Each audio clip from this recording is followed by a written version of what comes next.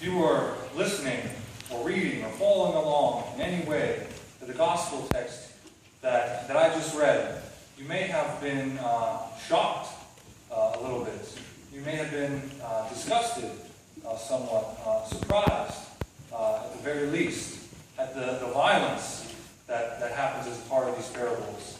That invited guests would kill slaves, and that the king, in the midst of preparing for a wedding, would go ahead and wage war.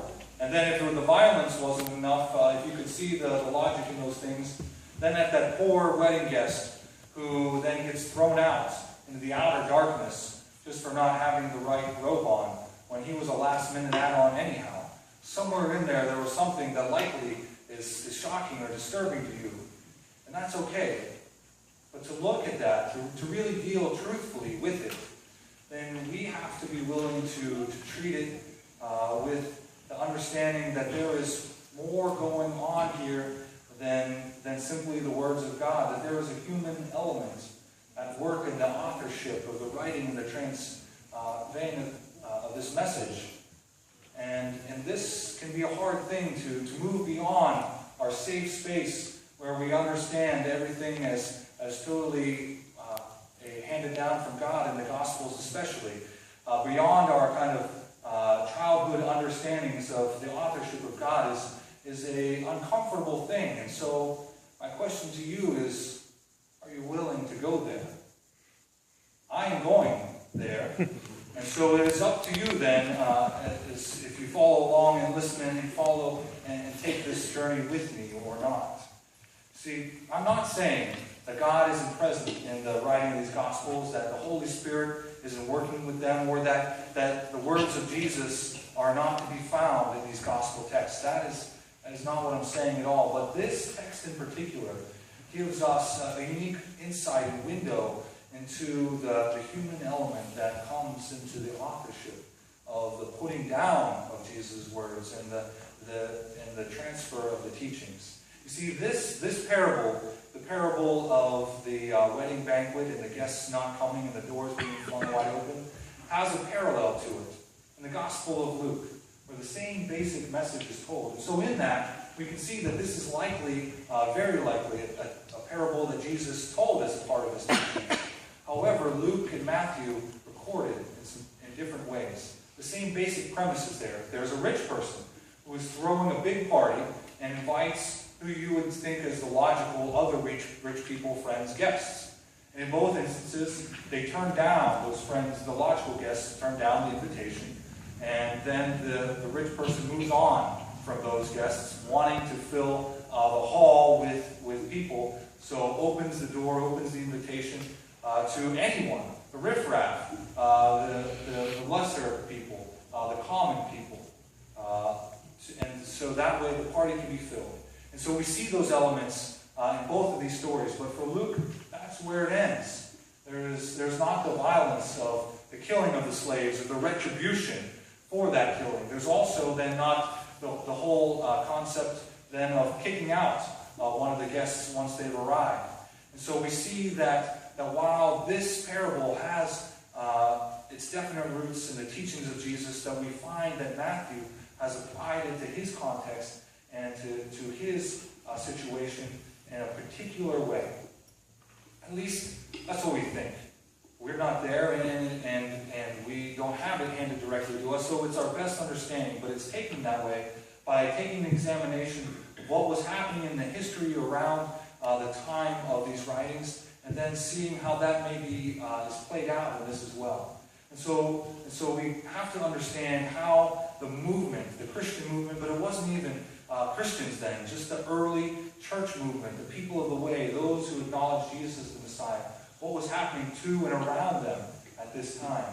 You see, early on, as you likely remember, that this was a movement within the Jewish understanding. It was part of the Jewish religion, as Jesus and the early disciples were Jews themselves. And so the way, those who followed Jesus, or you could say a denomination of Judaism, that they went to synagogue together, those who believed that Jesus were the Messiah, and these upstarts who thought and found fulfillment in the Word in Jesus. And so they worshiped together. They were likely family together, parts of the same small villages and cities and towns.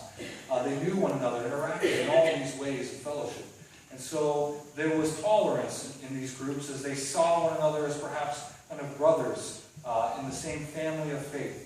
But then the world gets turned upside down for the Jewish people. In the year 70, as a result of an uprising against the Romans, the Roman armies come in and level Jerusalem and with it the temple. And everything that the Jewish people had worked toward and understood as God's presence and movement with them had come to a screeching halt, was laying there, bricks not on top of bricks any longer. And so, as a result of that, there's some in-house reflection. How could this have happened? How could God have moved and worked in this way?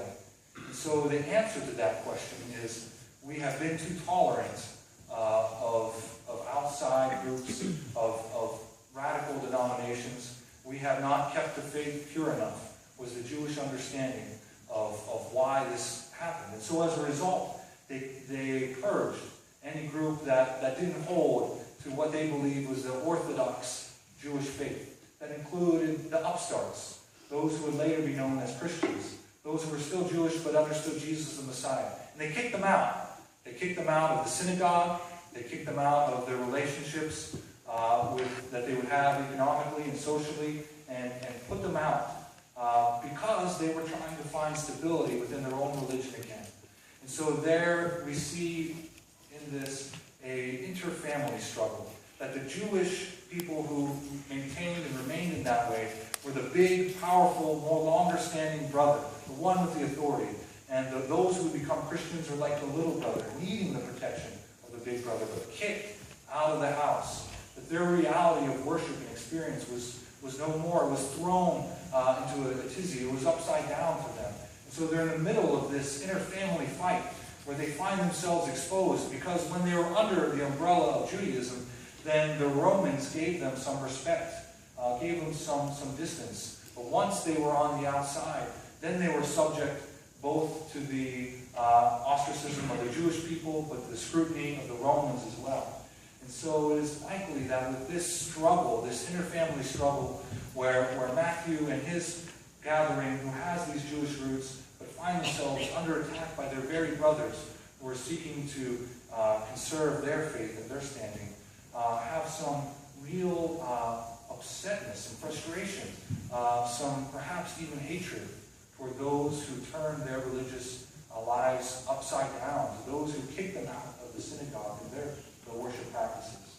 And so we see that coming to play in this story.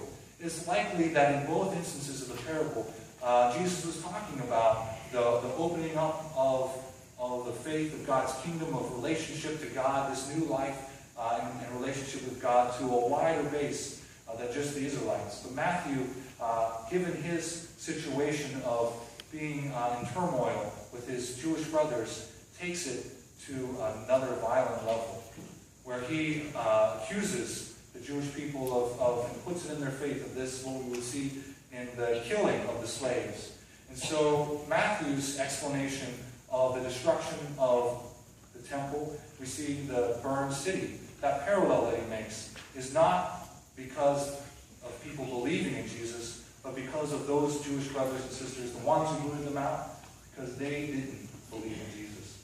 And so Matthew points the finger back at them, and we see then that human application to Jesus' teachings. We get it every Sunday. It's not any surprise that we take the teachings of Jesus that we find before us as best we can and try to apply it to our daily lives and our daily context.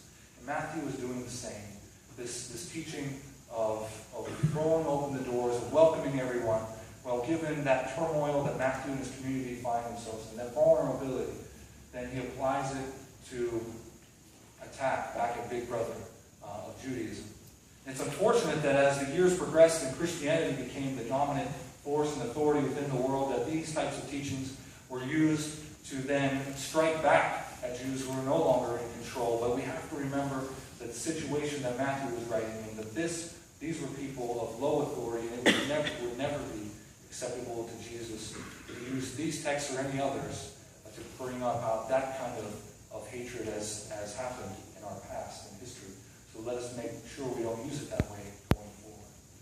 But Matthew, even as we see this glimpse into him using this context to rally against those Jews who are on the outside, we see Matthew not wanting his congregation, his community to become complacent with simply pointing the finger at those who have kicked them out and think that that is good enough for their life in the kingdom. For Matthew acknowledges that when the doors were flung wide open and others were invited into this new present reality of relationship with God, this new life and existence, into life anew with God, that when those doors were flung wide open, that the good and the bad came in as well. And Matthew takes a look then at his own people, his own community, though he turns his gaze from those who kicked him out and kind of the hatred that he's feeling in that moment, and deals honestly with the people who are before them, not wanting them to see that being in relationship with God merely it's enough to be set against others, that there is a way that our lives must reflect that too. And so he tells the story also of the one who was invited at the last and who was thrown out. Because we see that this person who showed up without the right wedding attire, he didn't really accept the invitation either. Just like if you received an invitation to a black tie affair and then showed up in your blue jeans, you didn't really accept that invitation. You just showed up to the event in the own way that you saw fit and best. And so it is for this person. This person did not accept the invitation just as much as those who never came at all did not accept the invitation.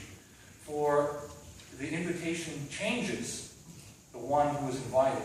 It changes the appearance, it changes the clothes, it changes the very lives. The invitation to this party, the showing up, the being there, is transformative. It's not merely enough to say, to show up and say, here I am, this is it.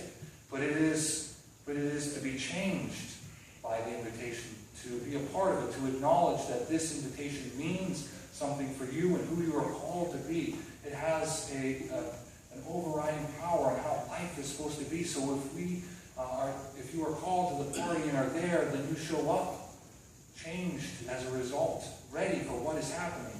And so the doors have been flung wide open. A wide net has been cast. The invitation has gone out, and that has gone out to you and to me as well. The doors are open to be at the party, the banquet, the high feast of God that is life anew now and to come as well for God and the gracious life that we are called to be a part of in relationship to God. The doors have been opened to us. We've been called to be changed and transformed by the invitation. So my question remains to you.